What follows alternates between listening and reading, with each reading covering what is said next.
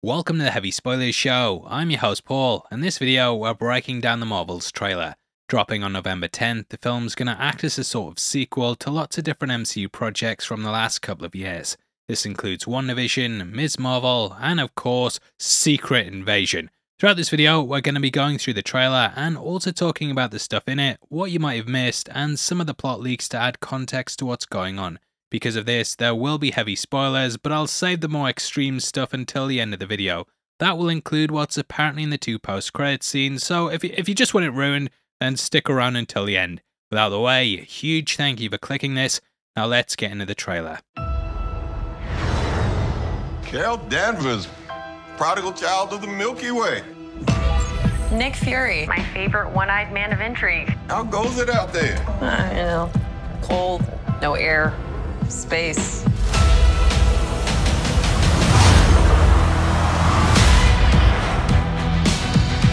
Captain Marvel. The Annihilator. You took everything from me. And now I'm returning the favor. Now, the trailer opens with a strong focus on Carol out in space by herself. Well, she's with Goose, but we see her out in space, which is when she's contacted by Nick Fury, whose name pops up on her phone thingy. The ship's adorned with exotic plants, which I'm guessing come from other planets, and we also see some photos of Monica and Maria. The latter is in her pilot's uniform, whereas the one with Monica's in a newspaper clipping, detailing that she is now an astronaut.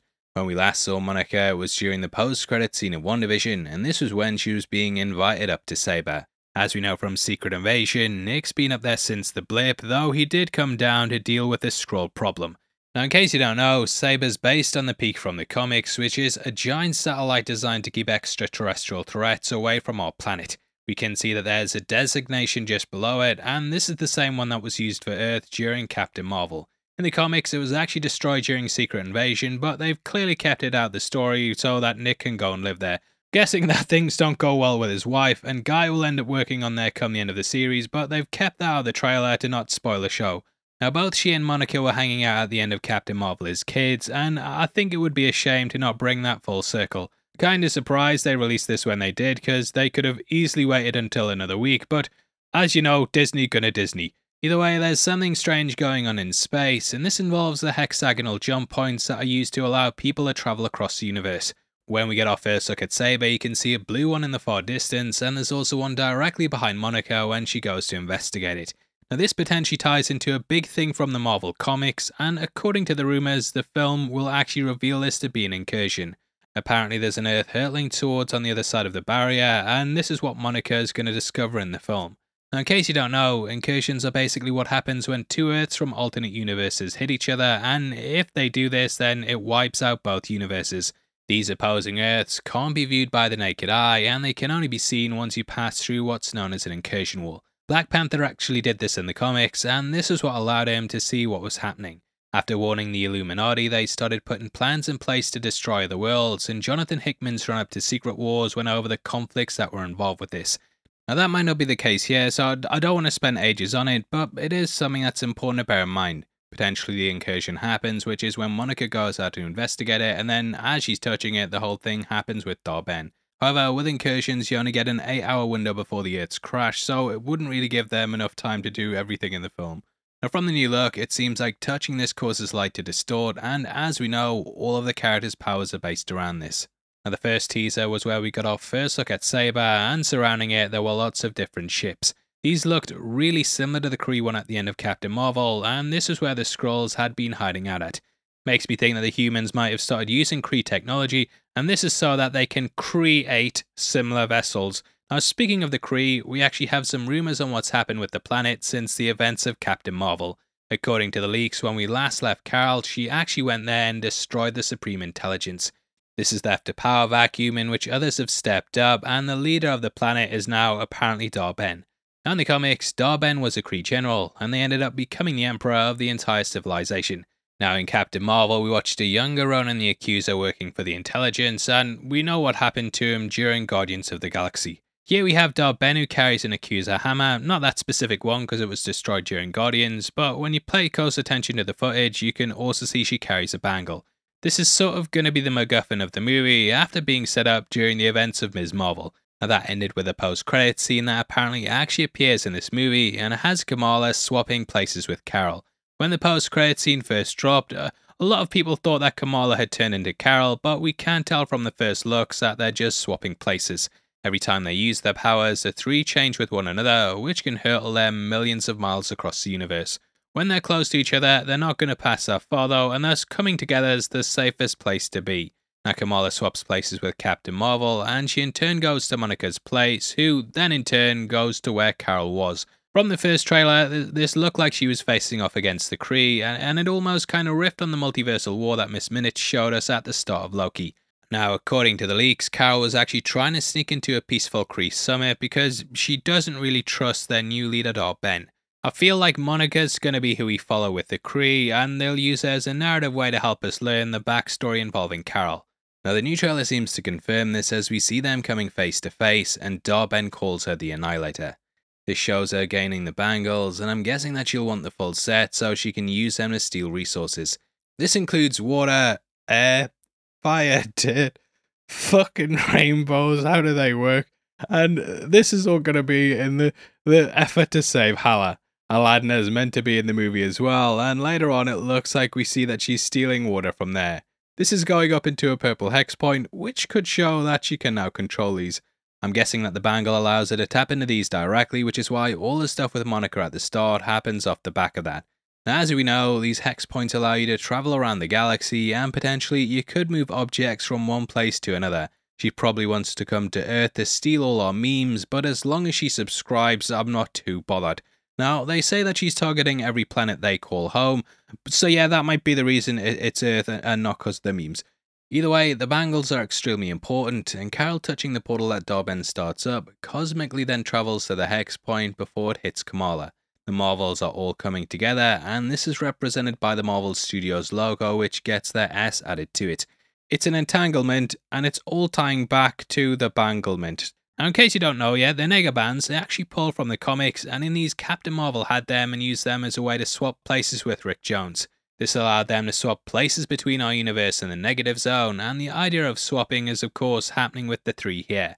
Now, Marvel actually died of cancer in the comics, and Photon at this point took the name for herself.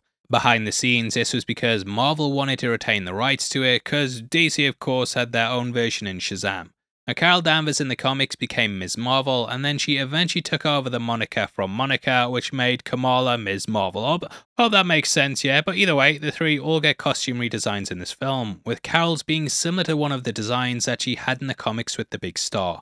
Photon's takes on a sort of black and white design like how it is in the comics, and this actually builds off the back of the sword agents that we see in the teaser. They can be seen running around wearing black and white, and this looks like it's sort of an evolution from that. Anyway, the investigation's obviously going to take us to Earth at the beginning of the movie, where the heroes will be trying to find out what's going on.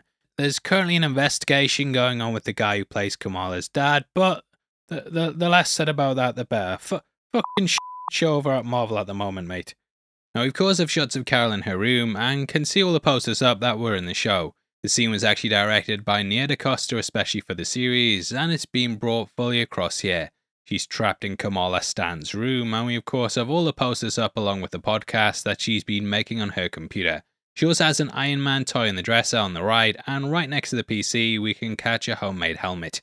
The scene was of course shown in full during the credits of Ms. Marvel, and I'm guessing the whole thing's just been pulled across similar to how we got Loki Season 2 and Quantumania. Now we can catch the cover of Captain Marvel Volume 7, and also the Avengers Con 1 from the Episode 1 in the series. Sloth Baby Productions was the name of her YouTube channel, and we also see sloths dotted amongst the pictures.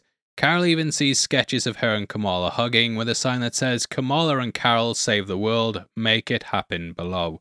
Carol's a bit freaked out, and she's obviously going to play a big part in the movie, and I do wonder if they're going to find out about her being here due to the pager. We could catch this on Fury's desk on Saber, and it might be how they know to go to Kamala's house, though she of course meets Fury when she's out in space. Now they're finally going to have a big scene at the Khan's house, and I'm guessing that there's going to be a fight here too. When her dad opens the door, you can catch someone tied up, and the house is also smashed like it's the like button after this video.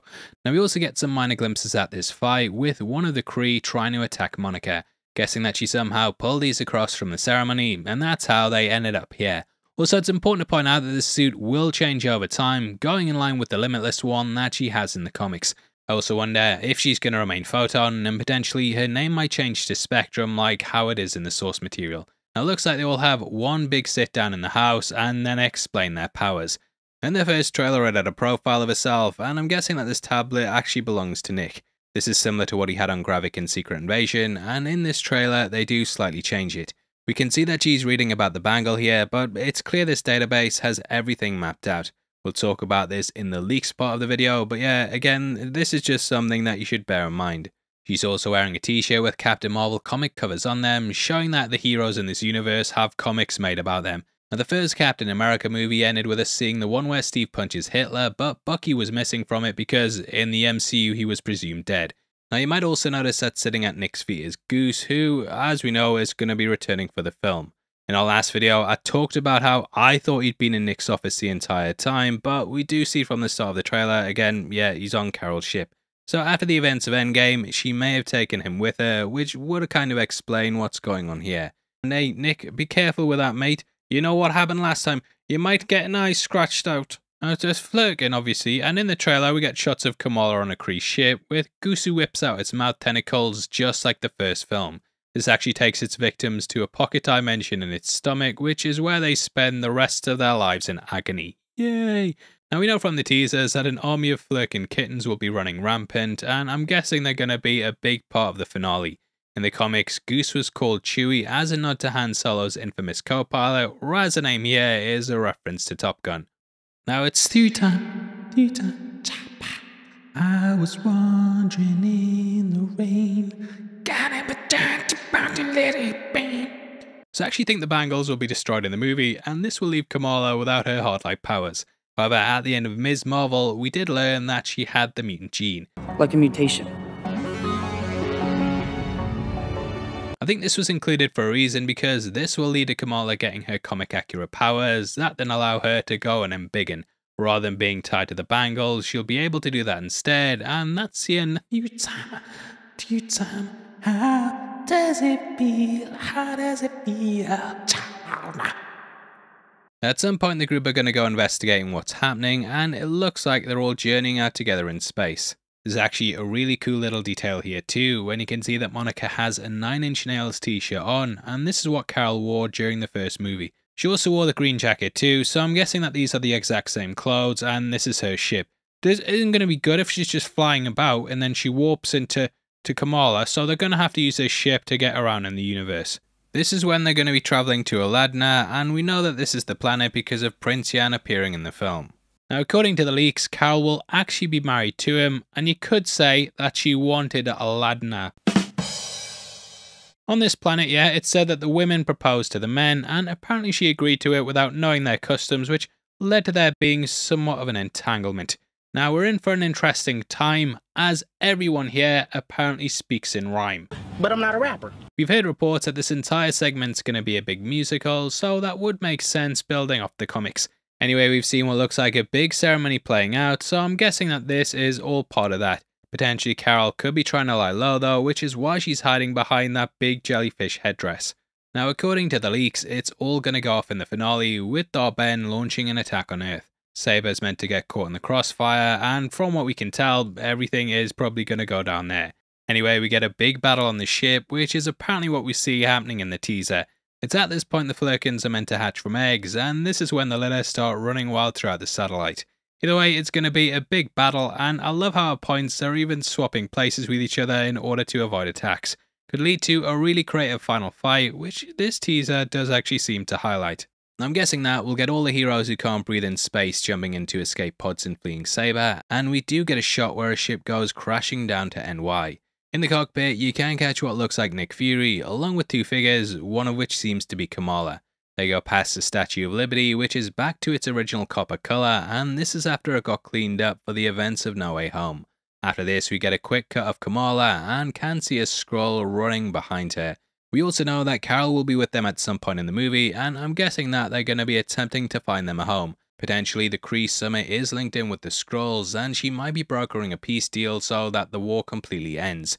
They then might seek amnesty and potentially go and live on Hala, though that is kind of a push, and maybe it's just like, will you just leave them alone while we'll try and find them a planet. Now, according to Ken, we get some toast. We actually see Carol go Super Saiyan at the end of the movie. This is known as her binary form, and it will be when her powers are fully bumped up to 11, making her become like her most powerful self in the comics.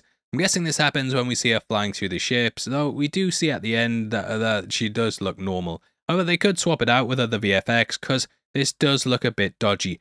Now, back in the day, when you had bad VFX in a trailer, you'd be like, oh, there could be tinkering and swapping that out, but yeah, after some recent movies, I'm not sure that's the case anymore. Either way, Photon looks like she's charging up too, and we also see that they have the Accuser Hammer as we cut to the title before ending on the joke with Goose. Who's a good kitty, Goose?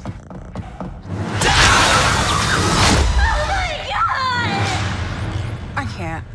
Can you? I got it.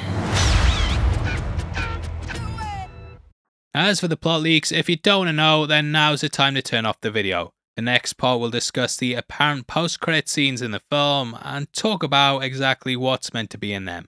Please hit the thumbs up if you've made it to this point of the video, and you know what, huge thank you for sitting through my annoying voice. So yeah, thank you.